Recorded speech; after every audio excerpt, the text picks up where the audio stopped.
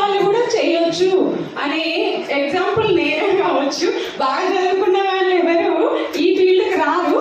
But నాకు నేను MSc BEd చేసి కూడా ప్రైవేట్ టీచింగ్ చేస్తూ కూడా ఇది ఎక్స్ట్రా ఇన్కమ్ లాగా సార్ నాకు బండిచ్చినప్పటి నుంచి నాకు ఇది ఒక ఎక్స్ట్రా ఇన్కమ్. ఎలా అంటే మార్నింగ్ నేను వెళ్ళేటప్పుడు నేను ప్రైవేట్ స్కూల్లో వర్క్ చేస్తాను కదా, ఆ వర్క్ చేసే పిల్లల్ని ఒక 5 మెంబర్స్ని అడాప్ట్ చేస్తున్నాను. ఆ 5 మెంబర్స్ని వెళ్ళేటప్పుడు తీసుకెళ్తాను, అక్కడ మళ్ళీ డ్రాప్ చేస్తా.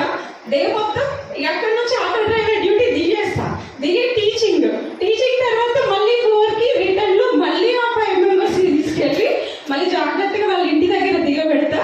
ఆ తర్వాత నా డ్రైవింగ్ నెక్స్ట్ ఇది అంటే నా టీచింగ్తో పాటు ఎట్లయినా తక్కువ జీతాలు కదా, ఆ తక్కువ జీతానికి ఎక్స్ట్రా ఇన్కమ్ అనేది ఈ డ్రైవింగ్ది నాకు కొంచెం హెల్ప్ అయింది. దీంతో పాటు మా అత్తమ్మ కూరగాయలు కరీంనగర్లో తెచ్చుకొని పాలసంతలో అమ్ముకుంటుందండి. ఆమె ఏం చేస్తా అంటే మండే రోజు శంకరపట్నం అంటే 5:30, 6 గంటల వెళ్ళి ఆమెను వాసంతలో దింపేస్తా. ఆమె కూరగాయలు అమ్ముకొని 8:30, 9 కల్లా మళ్ళీ కాల్ చేస్తుంది.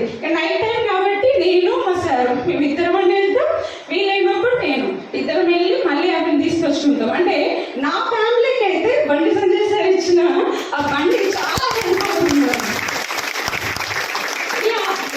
నా టీచింగ్ శాలరీతో పాటు ఇటు మా అత్తమ్మకు వేరే వ్యక్తులైతే ఖచ్చితంగా 500 to 1000 రూపీస్ ఖర్చు అవుతారు. ఎందుకంటే ఊరికే కూరగాయలు ఎంగేజ్గా తీసుకెళ్ళి వాళ్ళ సందర్భంలో వదిలిపెట్టి పికప్ డ్రాప్